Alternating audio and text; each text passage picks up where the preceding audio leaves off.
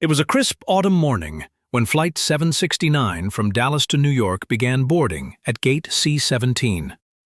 The terminal buzzed with energy, business travelers tapping away on laptops, families juggling snacks and toddlers, and airport announcements echoing through the glass halls. Among the passengers was Thomas Whitaker, a 48-year-old billionaire businessman known across Wall Street for his strategic mind and sharp tongue. Impeccably dressed in a tailored navy suit with a golden pocket square and Italian leather shoes, he looked every bit the image of success. But beneath the polished exterior was a man haunted by a personal loss: the recent passing of his wife, with whom he used to travel often. He rarely flew commercial, but today's private jet had been grounded due to a mechanical fault, and he had reluctantly agreed to take this commercial flight at the insistence of his assistant. Quiet and reserved, Thomas entered the cabin early, briefcase in hand and eyes shadowed by fatigue. He sat in seat 3A, first class, or so he believed. Moments later, as passengers trickled in, a tall, stern-faced steward named Anthony approached him. Anthony had been working for the airline for nearly 16 years. He was strict, punctual, and followed rules like scripture. His experience had hardened him against difficult travelers, but it had also dulled his compassion. "Sir, I'm going to have to ask you to move," Anthony said, voice clipped and loud enough for nearby passengers to hear. Thomas looked up, confused. "Excuse me? This is not your seat." "You're in 4A, Anthony said with an edge, not waiting for Thomas to explain. A few passengers turned their heads. "My apologies. I was told 3A, Thomas began, but Anthony interrupted. "Sir, we have procedures. Please don't delay boarding." The steward's tone was harsh, his posture rigid. To anyone watching, it looked like another entitled businessman trying to get special treatment. But Thomas wasn't angry. He was embarrassed.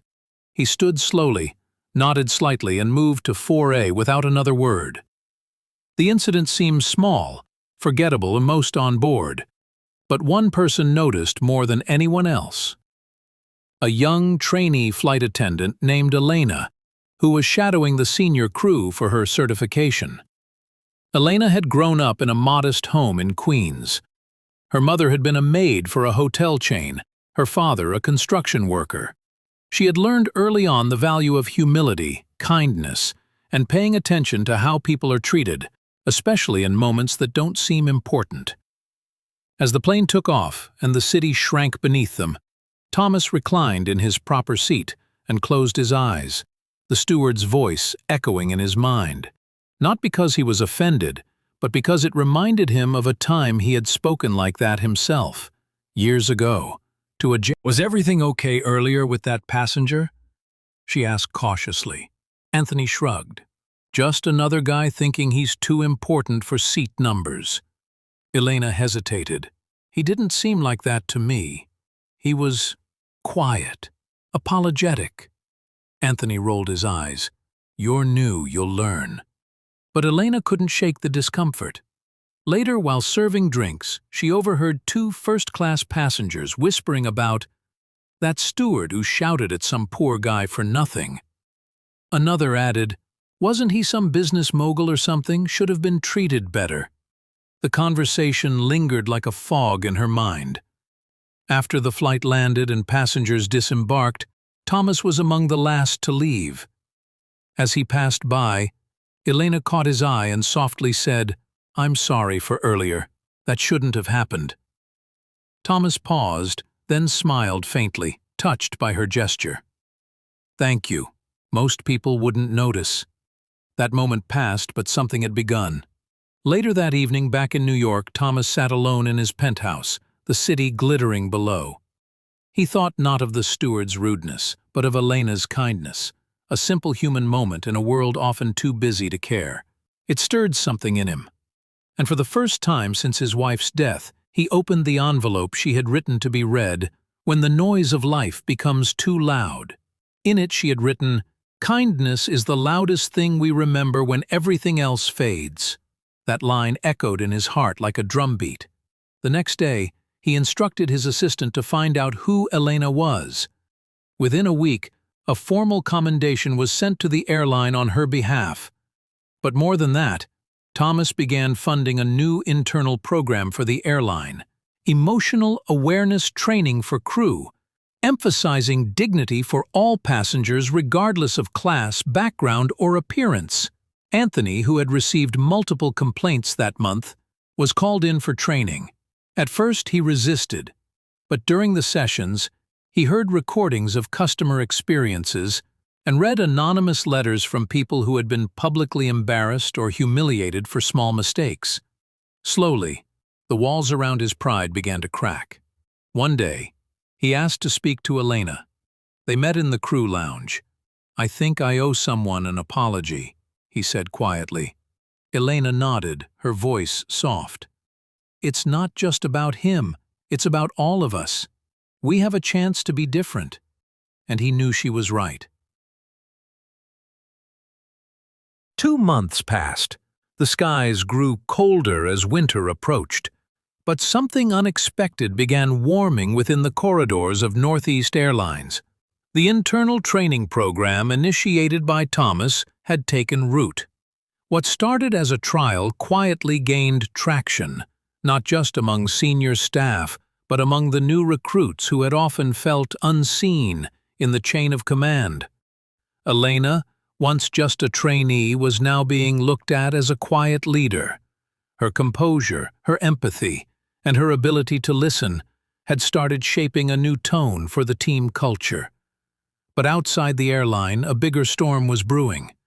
One morning, a viral blog post hit the internet, an anonymous story titled, "The Day a Billionaire Was Yelled At and Chose to Be Kind Instead."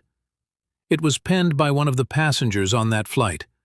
The story recounted the event in detail, how a steward shouted at a passenger in front of others, how the man said nothing in return, how a trainee apologized, and how the man simply smiled and walked away. The post ended with this line, "The strongest man in the room isn't the loudest, he's the one who doesn't need to prove anything." Within 24 hours, it had 500,000 views. Within 48 hours, news outlets were speculating about the mystery passenger. Once someone pieced together that the flight number had carried none other than Thomas Whitaker, the billionaire known for owning one of the largest private equity firms in Manhattan, the story exploded. Journalists began contacting the airline. Initially, both Thomas and the airline declined to comment. But after speaking with Elena, Thomas agreed to speak, only if he could do it his way. No PR team, no corporate filters, just truth. A week later, a video was released. Just under 3 minutes long, it featured Thomas sitting at his desk, dressed plainly in a gray sweater and no tie, looking into the camera. He began, "A few months ago, I was shouted at on a plane. It was over a seat. I was tired, grieving, and I didn't fight back. But what I remember isn't the shout, it's the apology from a young trainee named Elena. Her kindness broke a wall I didn't know was still standing inside me. We talk a lot about customer service, but we forget people are human before they're customers or staff. If we're not careful, we build systems that reward dominance, not decency. I want to help change that, and I think we all can." The video reached 3 million views in 3 days. Suddenly, Elena's name became known. Interviews followed. The airline made a public statement, and Thomas, in collaboration with Elena, announced the creation of a non-profit initiative, Human Altitude, a foundation focused on promoting dignity, respect, and emotional awareness in the service industry. Meanwhile, Anthony, the steward, watched it all in silence. The initial sting of guilt had turned into a deeper, heavier shame.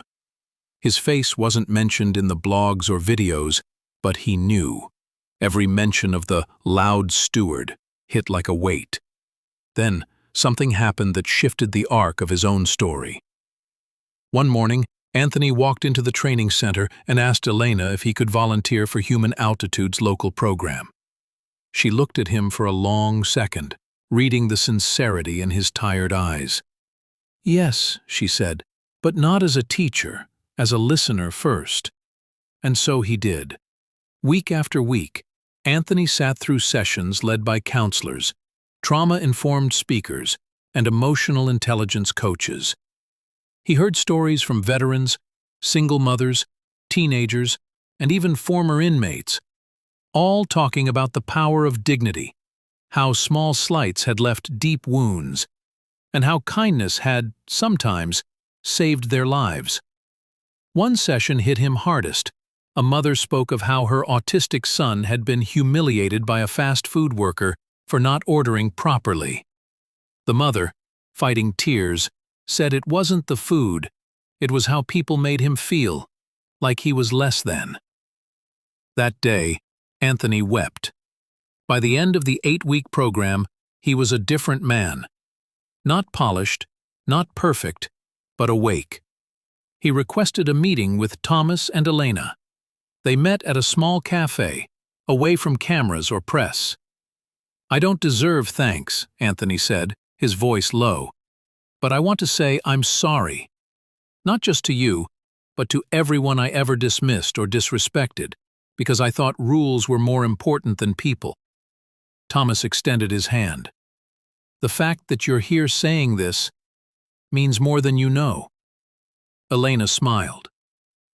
This is what transformation looks like. And it was true. From there, the story rippled further. Airlines across the country reached out to implement similar programs. Service training manuals were updated. Other industries began consulting Human Altitude. But behind the headlines and hashtags, something far deeper had taken root. People began talking about the small moments that had once seemed forgettable. A kind word from a barista, a cab driver who didn't judge, a nurse who listened. It became clear, moral justice didn't always arrive with a courtroom or a camera. Sometimes it arrived when one person decided to treat another person with quiet respect. 1 year after the incident, the airline held a ceremony to celebrate those who had changed its culture. Elena was awarded a Human Dignity Medal. Anthony was asked to share his journey on stage. And Thomas? He sat in the front row, no bodyguards, no assistants, clapping the loudest. As the applause rose, Anthony took the stage. He looked out at the audience, took a deep breath, and said, "I used to think discipline was power. Now I know listening is. I hurt someone once. Someone who had every right to hurt me back. But he didn't. And because of that, I changed." This isn't just a story about an airline. It's about every moment we choose to see or ignore someone else's humanity.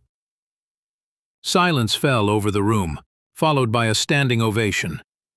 Later that night, the three of them, Thomas, Elena, and Anthony, sat on a bench outside, under a cold sky lit by 1,000 city lights. No titles, no uniforms, just people. Thomas turned to them and said, "Funny how a seat on a plane led to all this." Elena smiled. Maybe it wasn't the seat. Maybe it was just time. Months after the Human Altitude program had launched and become a quiet force of change in the customer service world, a new invitation arrived at Thomas Whitaker's Manhattan office. It wasn't from a journalist, a conference, or a business partner. It was from a high school in Queens. A young teacher had written a handwritten letter asking if Thomas would speak to her class about dignity and leadership. She explained that many of her students worked part-time in restaurants or retail and were often disrespected, treated as invisible or lesser. "They don't know what real dignity feels like," she wrote. "Maybe you could show them it exists." Thomas stared at the letter longer than he expected. Something about it pulled at him deeply. He accepted. That Friday, he walked into a classroom of 40 students who didn't know whether to treat him like a celebrity or a stranger. But within minutes, he leveled the room with his story. He told them how a steward shouted at him for sitting in the wrong seat, how a trainee's apology reminded him of his late wife, who had always believed in kindness over conflict, how he'd learned more from that flight than in years of boardrooms, and how it led to a foundation that was now helping reshape corporate culture. But the real shift came when a boy named Lionel stood up and said, "What if the person shouting doesn't know better? Like, what if no one ever showed them how to be kind?" Thomas looked at him, really looked, and replied, "Then maybe the bravest thing you can do is show them." That line hit every heart in that room, and later that evening it echoed in Thomas's mind. He'd shown kindness to others, yes, but there was someone he still hadn't truly faced, himself. That night, he sat down and opened the old wooden box in his study. It was filled with mementos from his wife, Margot, letters, photos, notes she'd left on hotel stationery from their travels. Among them, a birthday card from their final year together. She had written, "The world will always try to make you harder, colder, sharper. But I fell in love with your softness, your stillness. Protect that part of you. Let it lead." Tears blurred his vision. He realized then, all the external change, foundations, speeches, policies, was incomplete if he hadn't fully allowed himself to grieve, to heal, to transform. The next day he went back to the training center and requested to sit in on the listening sessions, not as a guest or leader, but as a participant. When Anthony saw him walk in quietly and sit at the circle like everyone else, he was stunned. The session that day focused on loss. Each person shared something they had lost that changed them, a parent, a dream, a sense of self. When it came to Thomas, he simply said, "I lost the one person who reminded me who I really was, and for a while I forgot that man existed." In that space, something shifted in Anthony, too. Watching Thomas open his wound reminded him of his own, the years he spent angry because his father, a factory worker, had been treated as disposable by his company after an injury.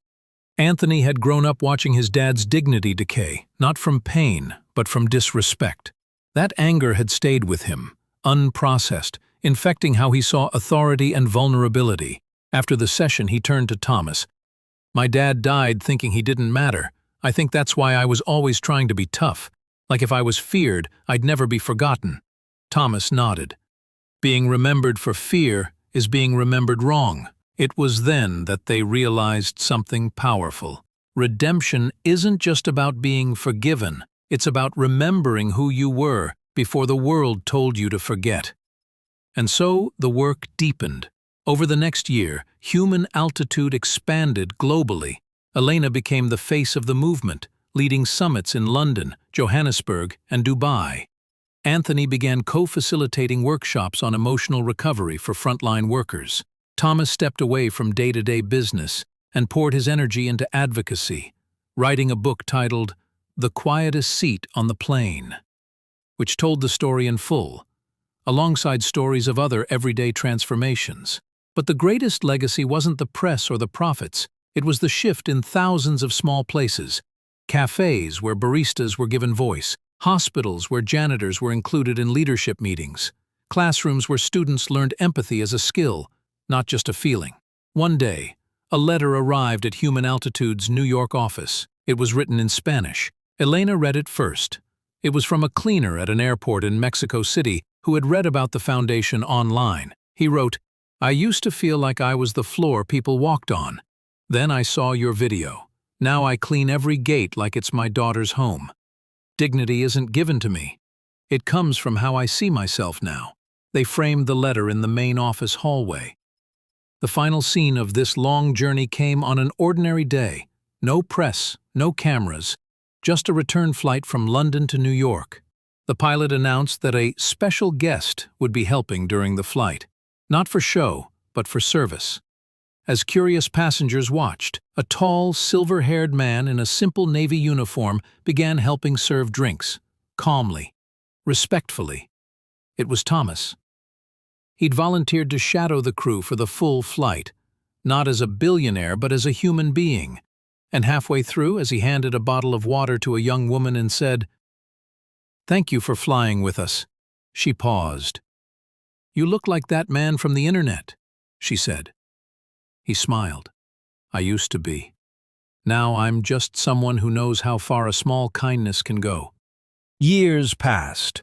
The world changed, as it always does, in waves both loud and quiet. But what didn't change was the impact of a moment. A voice raised, a seat misjudged, and the silent power of choosing kindness over ego. Anthony, now a sought-after speaker and emotional intelligence trainer, stood backstage at a conference for international airline leaders. He wasn't nervous, but there was a calm heaviness in his chest. His topic today wasn't service or procedure. It was the cost of unprocessed anger. He was no longer just the steward who once shouted. He was the man who had learned how deeply that shout had come from within. He walked on stage, not with a polished script, but with a pocketed photo. One he'd kept from the very first retreat he attended, where he sat beside Thomas, both of them quietly unraveling. "I used to believe I had to shout to be respected," he began. "That if I didn't defend myself with sharpness, I'd be reduced to nothing. I thought the louder I was, the more I mattered. But the truth is, volume isn't value, and ego isn't strength." He then paused and did something unexpected. He turned the big screen behind him to a still image from the plane surveillance footage, the moment he pointed at Thomas, shouting, while Thomas looked up with that quiet confusion. "I've never shown this publicly," he said, "but this is who I was before I chose to heal." Then he clicked to the next slide, a photograph of Thomas, years later, sitting among a group of young stewards, listening to their stories, not as a guest, but as a peer. "This," Anthony said, "is who he became when he forgave a stranger and helped him find dignity again." The room erupted in applause, not the hollow kind, but the kind where people rise to their feet, not because they're told to, but because they feel lifted.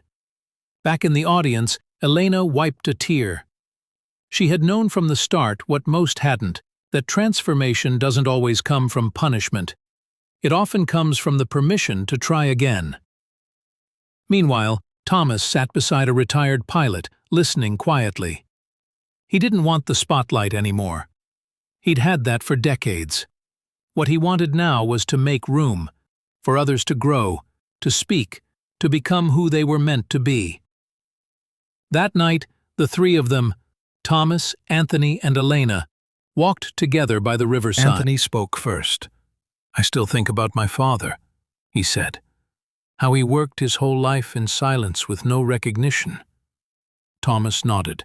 "Then maybe we're not just building a program, Anthony. Maybe we're building a place where men like your father are finally heard, even if it's too late for them to speak." Elena added, "And maybe the real service we're meant to offer isn't drinks or luxury. Maybe it's reminding people that dignity is the starting point, not the reward." They stood in silence, the city lights reflecting on the water.